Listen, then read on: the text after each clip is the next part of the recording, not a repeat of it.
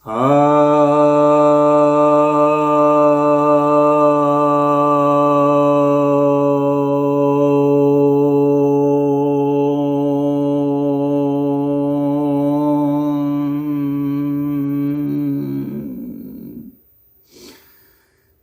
भक्तजनों को सप्रेम नमन। भक्तों, एक जिज्ञासा ही है कि क्या देवी देवता भगवान भी वर्ण व्यवस्था के तहत आते हैं? तो देखिए, मैं जानता हूं कि ये प्रश्न, ये जिज्ञासा कहाँ से उत्पन्न हुई है।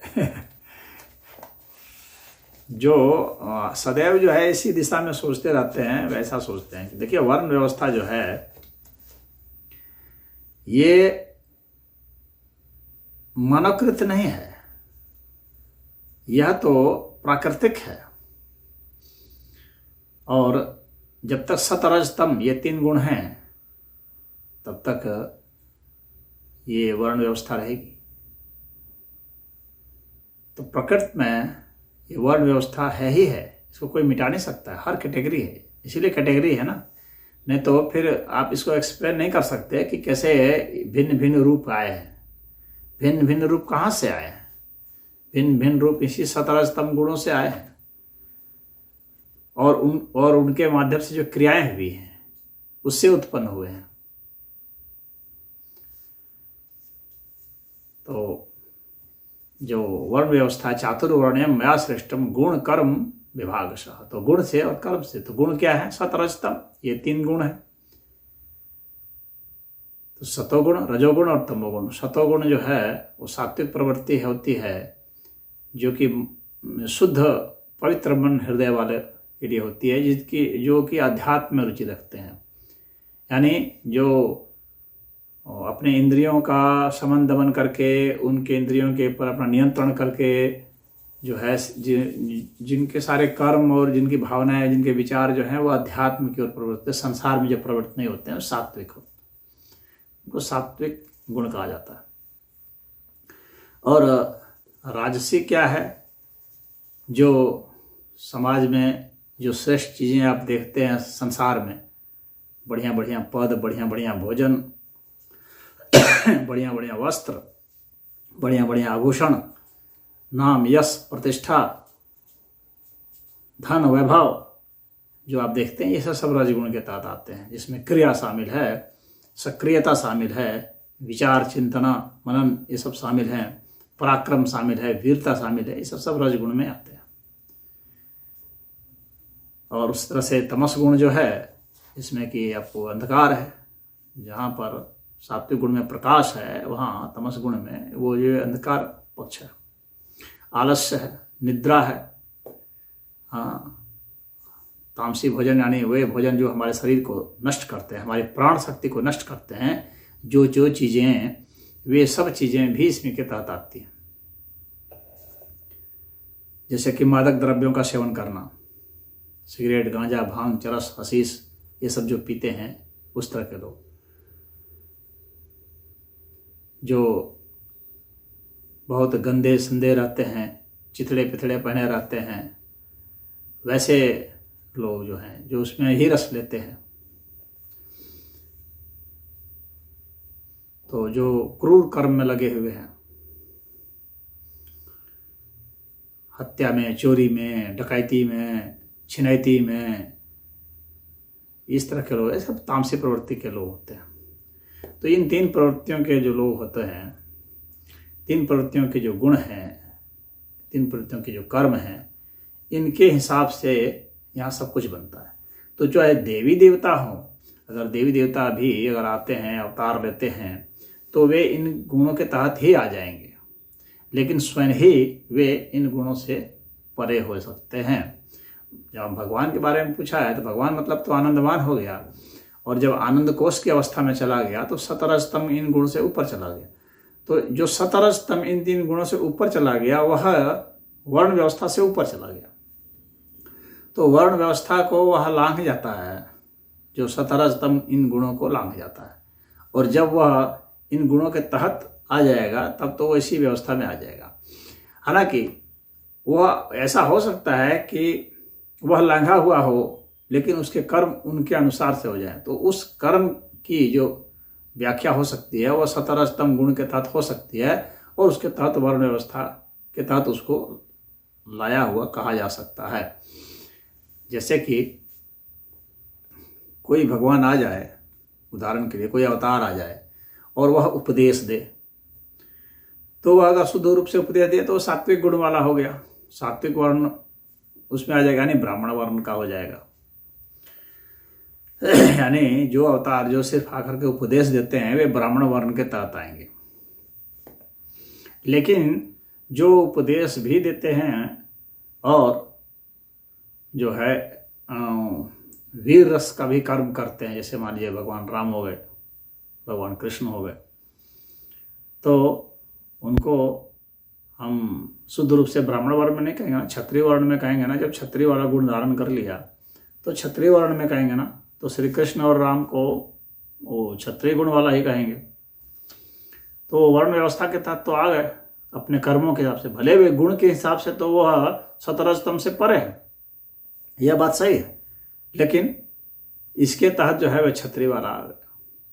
अब मान लीजिए जैसे हनुमान जी हैं, तो हनुमान जी जो हैं वह हालांकि जितने भगवान हैं सब तो सतरजतम से परे हैं, लेकिन उनका व्यवहार क्या है, यहाँ पर वे भक्ति कर रहे हैं। तो वो जब भक्ति वाला कर्म कर रहे हैं, हनुमान जी विशेष रूप से भक्ति वाला कर्म ही करते हैं, राम का गुणगान करना, प्रचार करना वही करते हैं।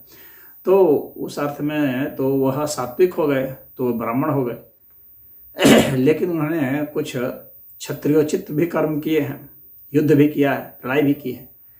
तो जब वह युद्ध और लड़ाई कर रहे हैं तो उस वक्त तो वो कहा जाएगा ना कि ये क्षत्रिय है।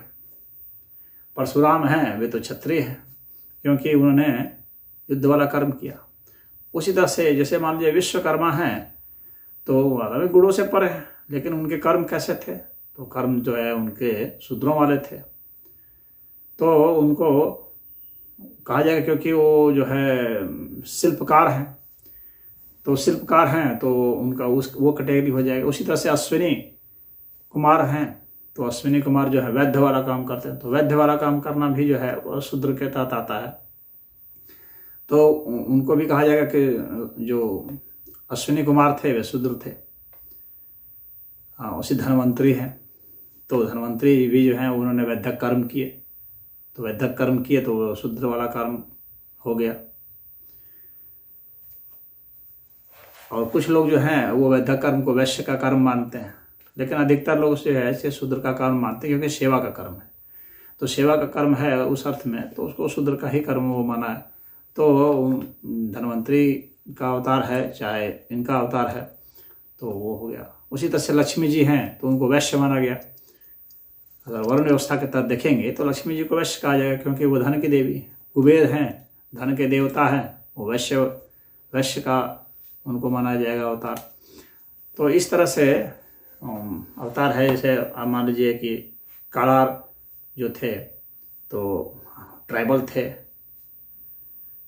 अगर उनका इस तरह कुल के हिसाब से देखा जाए तो ट्राइब के थे, जनजाति के थे, तो जनजाति के थे उनको विष्णु अवतार माना गया।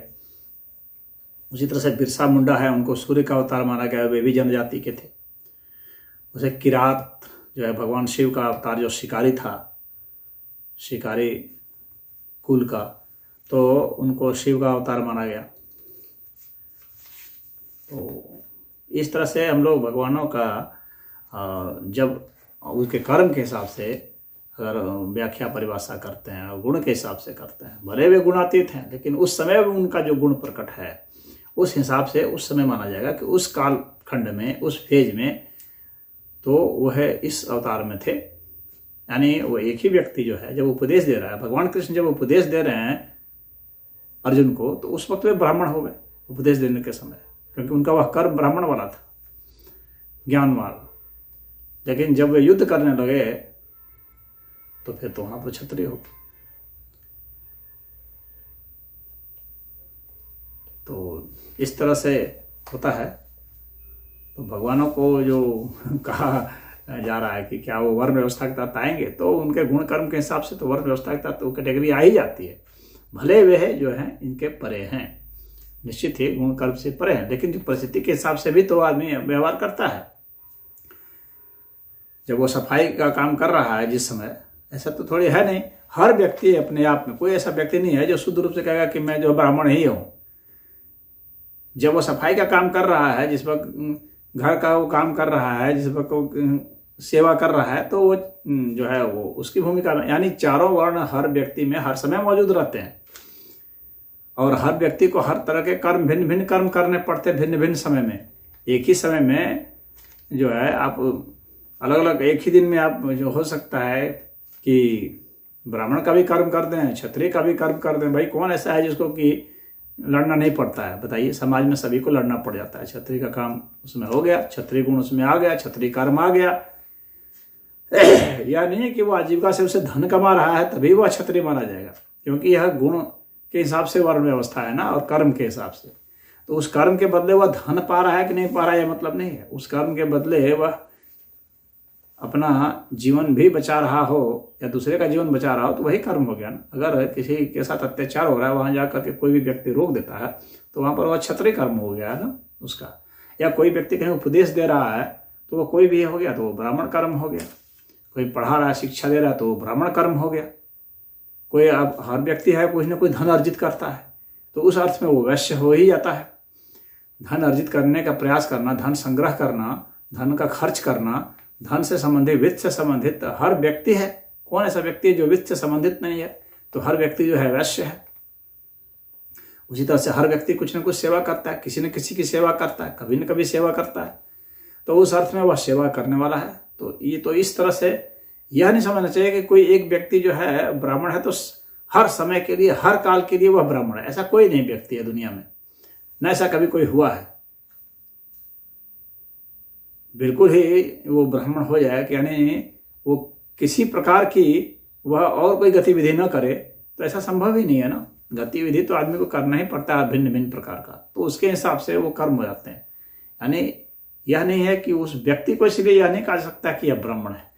उस कर्म को, उस कालखंड को, जिस कालखंड में उसने उस कर्म को किया, उस कर्म को कहेंगे कि यह ब्राह्मण कर्म है। तो व्यक्ति ब्राह्मण नहीं होगा बल्कि वह कर्म ब्राह्मण होगा। व्यक्ति ब्राह्मण नहीं होगा बल्कि वह गुण ब्राह्मण होगा। व्यक्ति शूद्र नहीं होगा बल्कि वह कर्म शूद्र वाला होगा। व्यक्ति शूद्र नहीं होगा बल्कि उसके गुण वैसे शूद्र वाले होंगे। यानी जब तामसी गुण जो है वह बहुत ज़्यादा हो जाए राशि, तो उस पर वह तामसी ज़्यादा हो गया और उसके साथ राशि जुट गया, सात्विक घट गया, तो वो शूद्र वाला हो गया। तो यह हर व्यक्ति में हर समय ये बदलता रहता है ये गुण, क्योंकि परिस्थिति के हिसाब से उसे बिहेव करना है। प्रकृति जो है अर्थ में बदल रही है तो उसके हिसाब से उसका व्यवहार बदलेगा। तो ब्राह्मण व्यक्ति या वैश्य व्यक्ति या क्षत्रिय व्यक्ति या शूद्र व्यक्ति मेरी समझ में तो कोई नहीं होता, व्यक्ति नहीं होता है।